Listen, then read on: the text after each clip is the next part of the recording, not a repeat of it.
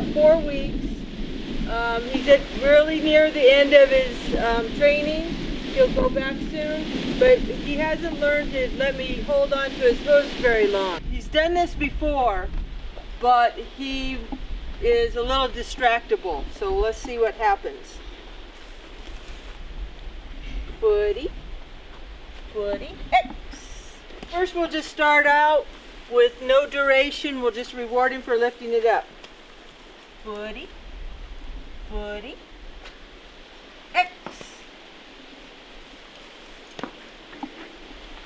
Now in this system I never grab the foot lock or apply any pressure because I'm really working for him to earn the reward. So I don't force him to lift up his foot. Okay, now I'm going to start building duration in this, so I'm going to start using the countdown.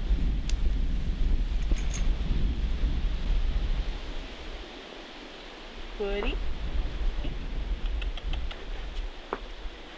1, X. Okay, we're ready for 2. Footy. 2, 1, X.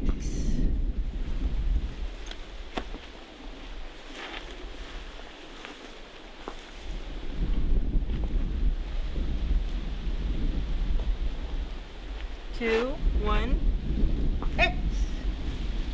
3, 2, 1, X.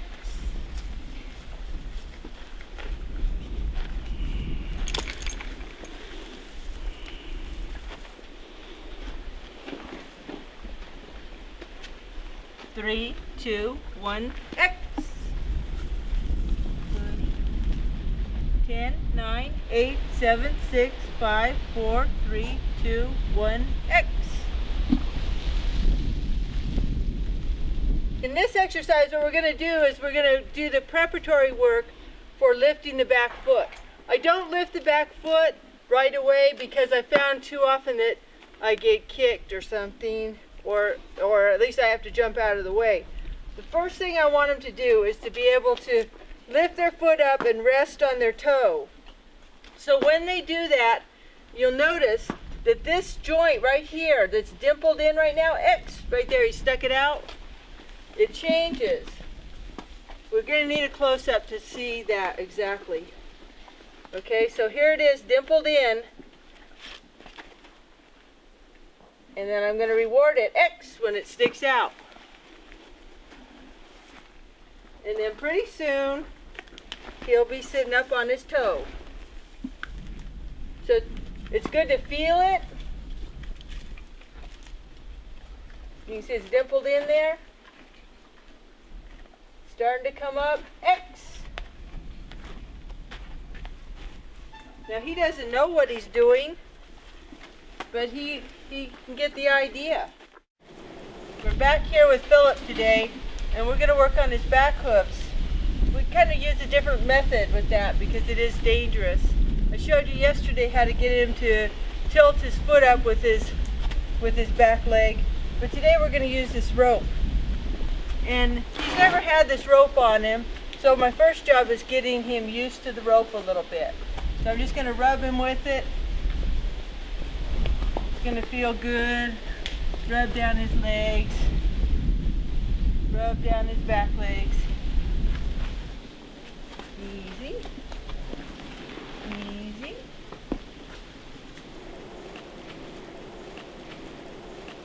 Footy, and I just put a little traction on it. Footy, X.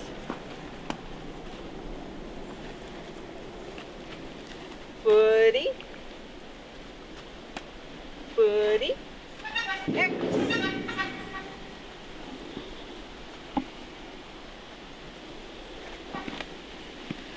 Footy. Footy, X.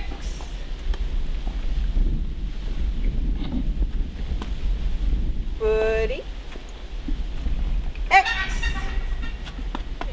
We've got him set up now with his what's called a Scotch hobble on him. It's made out of a big thick cotton rope so it can't cut him or rope burn him. It goes around his neck and it's tied in a bowline right here so it can't slip up on his neck, and it's tied so that the knot is about at his shoulder. It goes down and goes around the foot. If I was going to hold it hard and fast, I'd take it around the foot again another time. But right now I want it mostly to slip, but I don't want a rope burn on him. So he's already learned to lift it up in our last little sequence. Now I want to start holding it. So I'm going to ask him for this foot. Footy, footy, X. And I'm going to feed him while I'm holding it. Then I'm going to let him take it back. Ready, footy, footy, X. And then I'm going to let it loose. Horses is to let them learn to relax. X. And that they don't get anything from fighting it. The reward doesn't come from fighting it. So you want to set your battles up to be small where you're going to win them. Okay, I've got a helper now to hold my horse. And we have not tried this, but we took this Scotch hobble off and we're ready to try lifting up the foot and seeing if we can avoid getting kicked. What do you think? You and me in the fly. X! Ah. Okay, you can see he's made a lot of progress towards letting me lift up that foot from yesterday. So we went from the stifle first, relaxing that, Scotch hobble, and then lifting the foot actually.